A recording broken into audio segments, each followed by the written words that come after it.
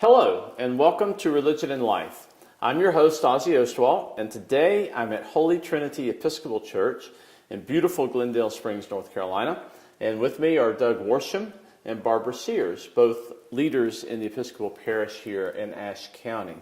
Now, the main topic today, of course, is the fresco behind us, which is a Ben Long fresco, and we're going to talk about that in just a moment. But first, Doug, if you could fill us in on the history of this particular church, Holy Trinity, just a little, please. Well, Holy Trinity Episcopal Church here in Glendale Springs started out around the turn of the century as a mission church, and that is, it didn't have a full-time rector, as we call them, for several years. But in 1901, this building was built, and soon after they appointed a full-time rector for this church, and he also had two other churches at that time. And the church flourished for many years, but this rector, whose name was Father Savage, died in 1934. And for whatever reason, we're not sure, the diocese did not replace him. Maybe they thought there weren't enough Episcopalians in this little corner of the state to have a full-time rector. So the church languished and eventually was just completely abandoned around 1940. In 1972, which would be almost 40 years later, they did appoint a new rector here by the name of Father Fulton Hodge, who came, and this building by then had completely fallen in. And the sister church, St. Mary's, was still in use occasionally, and it had been kept fairly up to date. So Father Hodge set about getting both churches going, but he finally had to get enough money to completely rebuild Holy Trinity. And that was in the late 1970s. And in 1980, Ben Long, who painted the three frescoes in St. Mary's Church, came here and painted the fresco that you see, the Last Supper, of the Seder Supper. Doug, is it fair to say that this is his most famous fresco, you think, the Last Supper? I think so. The most well-known, at least, yeah. As a teenager, we would come up to the mountains and visit St. Mary's. I came here as a young adult, so I have fond memories of making the trip up the mountain. And just to review a little bit, Barbara, we talked when we were at St. Mary's about what makes a fresco painting. So maybe you could just remind us briefly about the technique, because this is a very large fresco, and maybe it would help us to put it in perspective by simply reminding us about the technique of fresco painting. All right. Well, fresco painting starts with lime and sand and water. Anyway, the plaster is placed on the wall, and then the pigment is painted into it. So the painting is painted into the wall rather than on the wall, and it's done while the plaster is wet. Therefore, the artist only places as much plaster on the wall as he is going to paint at one time. You will notice that this is an entire wall fresco, whereas in St. Mary's Church, they were placed in wrought iron frames. Right. So this wall had to be stabilized. How long did it take the artist to complete this painting? Do you have any idea? Because this is a fairly large undertaking, right? Yeah, it took them 3 months. 3 months. And even then, he had the help of the students that were here at the time. Right. Several students, half a dozen or so? About 20. 20 students, and Ben Long painting for 3 months to complete this. And while the students were here, they painted their own frescoes as well. And we're going to take a look at one or two of those Yes. in a little bit. Well, let's look at this. Obviously, this is a depiction of the so-called Last Supper, the meal that Christ shared with his disciples. It's a scene that's depicted in all four Gospels. There's some differences, and I think when I look at this, I see that Ben Long's kind of pulling from the Gospel of John in some aspects, but also from Matthew, Mark, and Luke, and others. And some very interesting qualities going on here in this piece of art. Barbara, why don't you tell us something, your favorite maybe aspect of this painting, and then we'll just go from there and talk about it a little bit. Okay. Well, I like the three-dimensionality of the rafters, for instance, because often people think that that's part of the church. The beam up here, the rafter, actually, yes. it does kind of pop out and look like it's part of the supporting structure of the ceiling. Yes. There's a lot of symbolism in this. The rope hangs directly over Thomas, doubting Thomas, and doubt is something that binds us up. And the rope is representative of Thomas being bound So up. doubting Thomas is on the extreme right of end of the table. Yes. And I think you or Doug One told me that this was a self-portrait of the artist himself. Yes, it is. Okay. It is.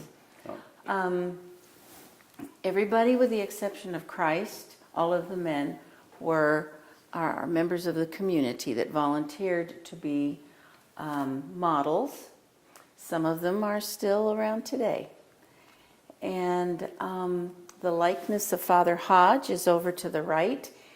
In the story, this is the man who owns the house, and he is removing the dishes from the Seder or Passover table. You don't see his face, but the back of Judas, he's going out the door. Right. And I just love the whole story that this tells right here. The looks on their faces, they're not too sure what to think of what Christ has just told them. The light coming in behind Christ is exceptional. And the fact that Christ's face is not as distinct as the others is an opportunity for us to place our own image, not our own image, but what we see as Christ. Yeah, I'd like to pick up on that a bit. You did mention that every character in this drama has a human model, a counterpart, who posed for or provided modeling for these characters, but Christ is different. Yes. The features are not as distinct, and that's a purposeful technique that the artist used here because he did not want to depict him after a human being and wanted the non-distinct features to be somewhat of a blank canvas that the viewer could put themselves into the depiction here. Now the stool is vacant, as you can see. That's another symbolic piece that I love, because that's a place where we are allowed to sit as well. We're invited to sit on that stool. An invitation to the viewer. To the supper, yes. Doug, do you have a favorite aspect of the painting? No, I'm like Barbara. Just like it all together. And each thing has a separate feature of its own, though. Like Peter is stroking his chin because he's just heard Jesus say something that he doesn't quite understand yet. Right. Yeah. The thing that strikes me about this particular portrayal of the Last Supper is the kind of domestic element here. You have, I don't know if we can pick it up or not, but down at the bottom of the painting there's a dog on the steps. You have, looks like a mother and children who would have been part of the meal who are now leaving. The head of the household perhaps over here. So that's not something we normally get in the gospel depiction, this idea that there is a domestic element to the setting. And that raises as well some further settings here. You see on the ledge there is a lamb bone and bitter herbs. So the way Ben Long has depicted this supper is very clearly as a Seder meal. Yes. It's very clearly a Passover meal. And that's not so clear in the gospel narratives, particularly in John's depiction. The timing is a little bit different. So, well, this is a Jewish home. This is a Jewish home, right? And that's what I love about this depiction. It's very clearly a domestic setting, a Jewish home. The Passover celebration is going on here, which adds a real theological dimension to the depiction of the Last Supper. Now, you mentioned the dog. A dog would not have been in a Jewish home because it was considered an unclean animal. But Ben Long has placed it there because the dog was very much a part of the student group he came with one of the students. And he used to keep Ben Long company at 2 o'clock in the morning when Ben was painting. And he said, you know, Seamus, you want to be in this painting, you want to be in this church so badly, I'm just going to put you in the painting. So he did. So the name of the dog is Seamus. Seamus. So you get an Irish dog here. And, yes, and I believe that means faithfulness, if I'm Okay. not mistaken, in Gaelic. So.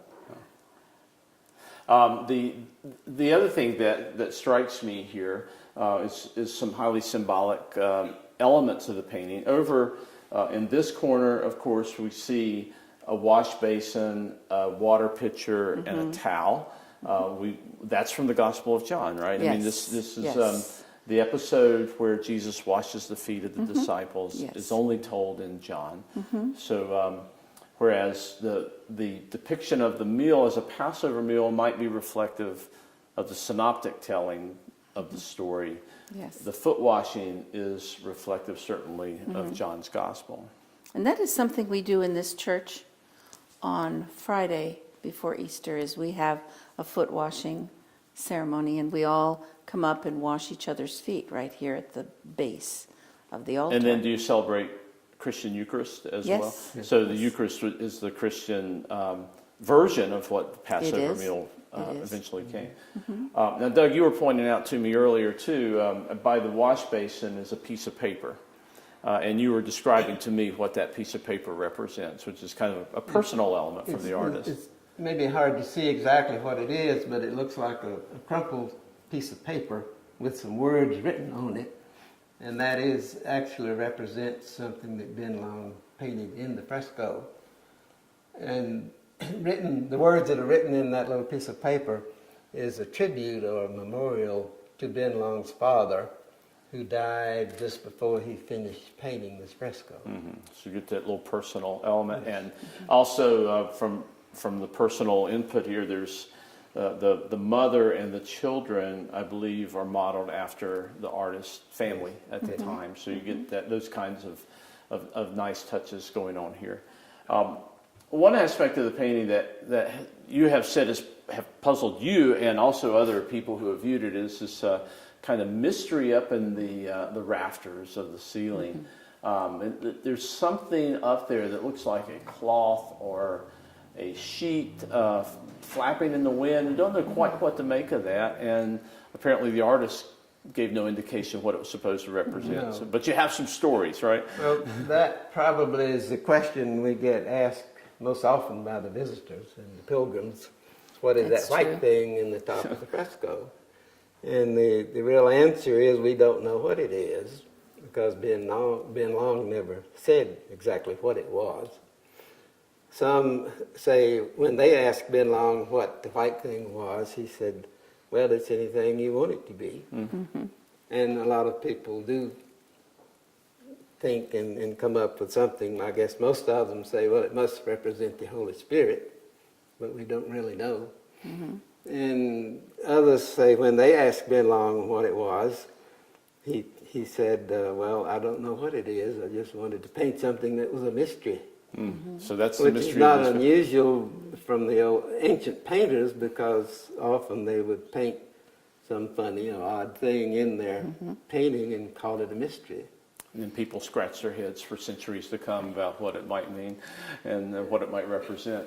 Well, I like the story that at the end of a meal in a Jewish household, the man of the family, the head of the family, folds his napkin up and places it by his plate, which is an indication for the servant to come and remove his dishes.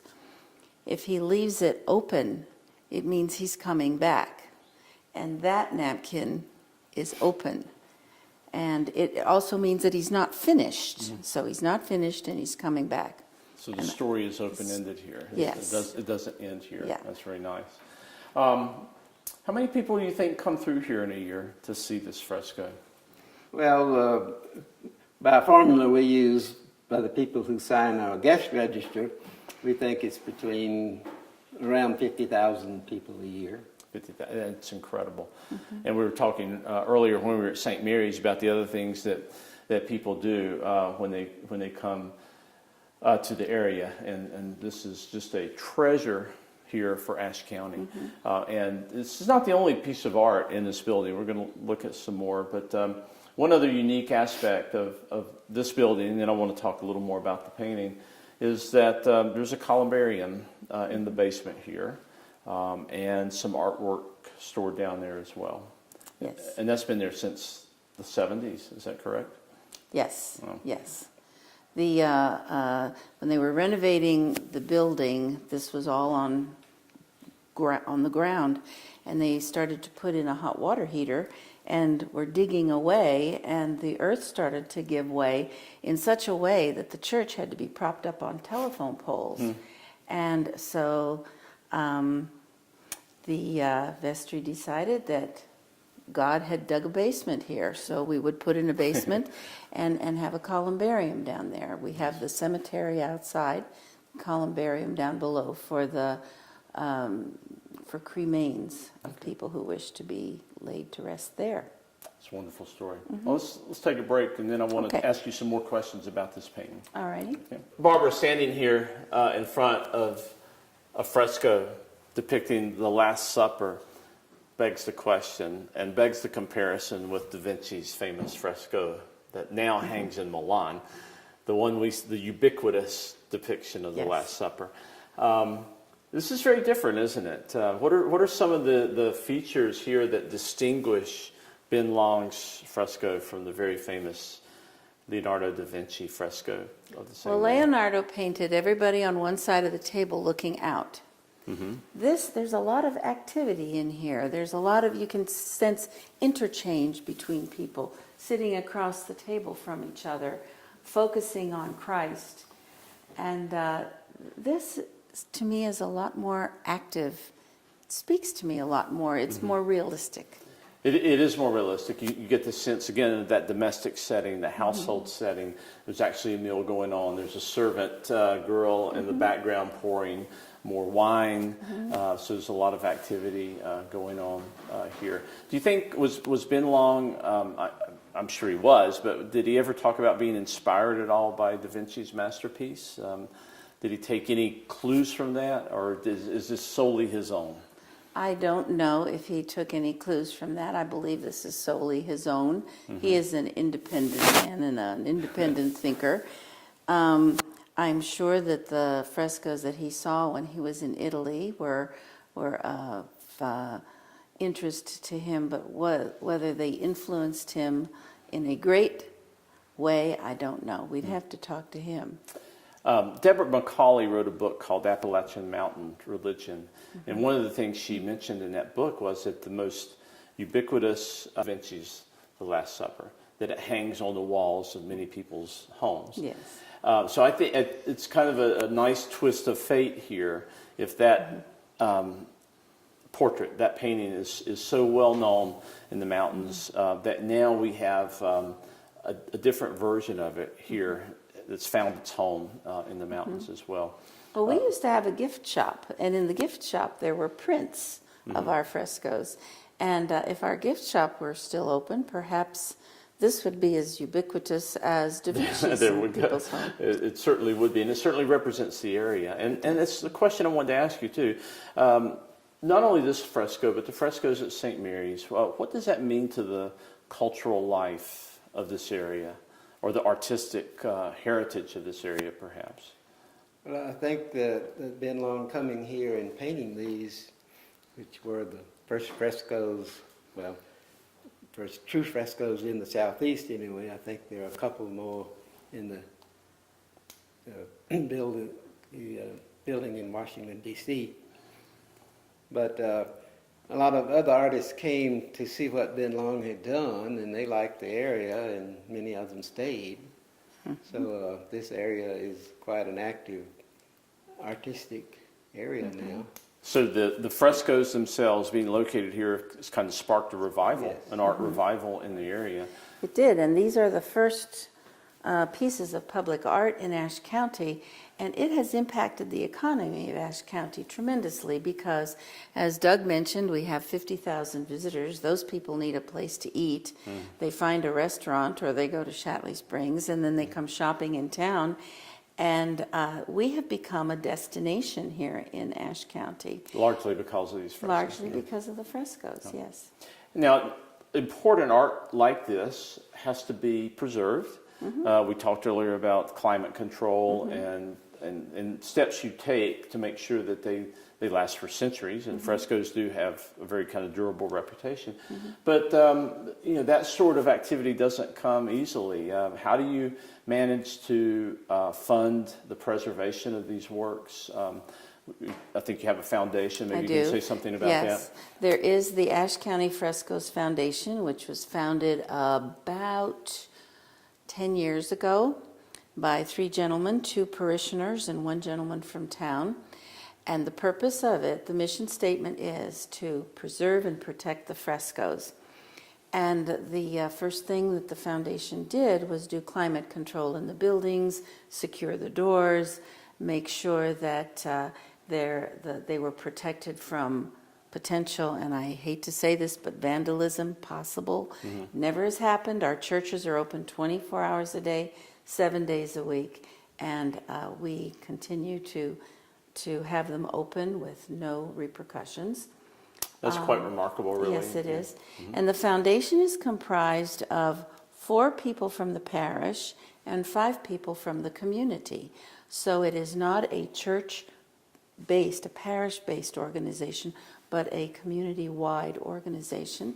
And we keep a close eye on the frescoes. So the budget for the churches would be separate. They're going Yes. to run the type of budget that a church needs to keep going, salaries and so forth. Right. But the foundation itself is focused solely on preservation of the frescoes. And it functions solely on donations from members of the community or organizations that wish to make donations. We have a program called Friends of the Frescoes, and whether you donate a quarter or $250, you become a friend of the frescoes. Okay, and this, more information is on your website. You have a very nice It is. website. We have an Ashe County Frescoes Foundation website, yes. And of course, we have people like Doug, who leads tours and is a fountain of information for visitors and can fill them in on the various aspects of the paintings. So that helps run the foundation as well.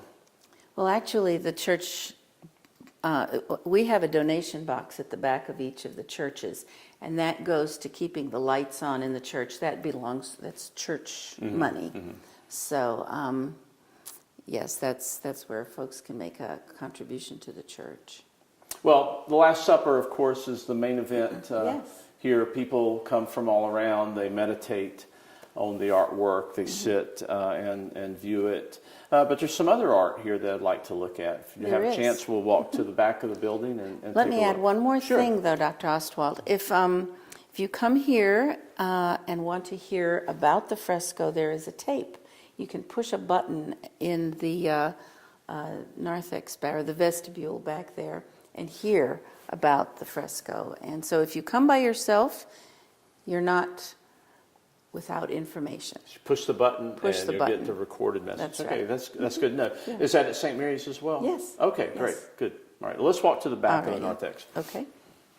Okay, so Barbara and Doug, we're here in the very small narthex of the church, the entrance, and there is this incredible fresco hanging here as one greets parishioners as they come in to worship. It's called The Agony of Christ, and I believe it's the production of one of Ben Long's students, a young woman from North Wilkesboro, you said? No, from Goldsboro. From Goldsboro, okay, from Goldsboro. Yes. So the interesting aspect, of course, of this fresco is that Christ is painted with African characteristics. Yes.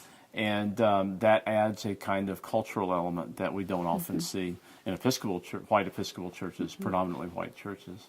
And it speaks to the universality of the sacrifice and of the agony and so forth. Yes. The artist, Sheila Batiste, was an African-American woman. So she produced this, and I think it speaks so greatly of you see agony in that, you know? Right, right. You really do.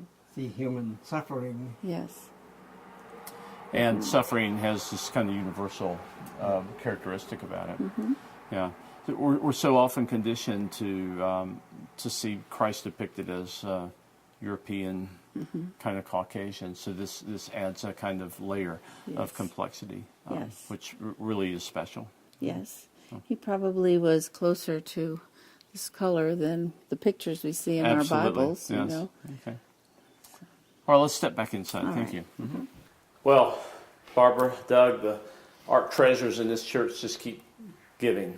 We're down in the basement now in the columbarium. It's a very reverential and sacred space. And Yes. we have this beautiful fresco, which is done by not Ben Long himself, but an acquaintance of Ben Long. Is that correct? Maybe you could tell us a little bit about... Jeffrey Mims, who's a North Carolina native, and he was studying under Ben Long for a while. And this was put in 1984, which would be after the fresco upstairs, The Last Supper, was painted.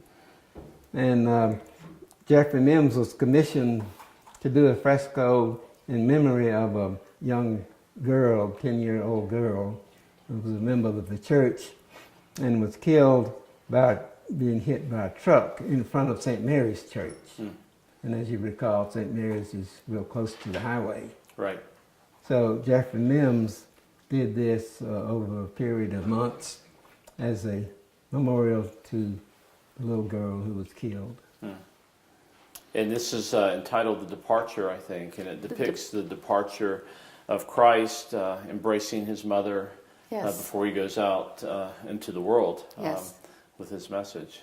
His grandmother is seated behind him in the rose-colored robe. And the likeness of Buffy, who was killed, is down there seated with her back to the older women. Right here, the child. Correct. And there's a lot going on in this painting. We have young women, wise old men, carpenters perhaps, and it's just a beautiful, beautiful painting. And it's a little different, I think, here to have Christ depicted with his mother and then to think about his grandmother because of the theology of Christ being divine and human. We don't usually think about grandmothers, do we? Right. And her name was Anne. I didn't know that until I learned about this fresco. You mentioned the women over there. The women are symbolic of children coming into the world.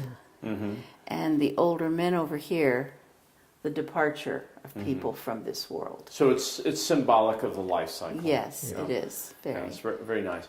And it strikes me as this looks like an Italian village. It does. This setting behind it, doesn't it? And, It does. Yeah, it's very, very nice. And again, another one of the treasures in these two churches. And we just thank you for your role in preserving these wonderful works of art and making them available to the public. And that's the really unusual aspect here, that these are available 24 hours a day, 7 days a week.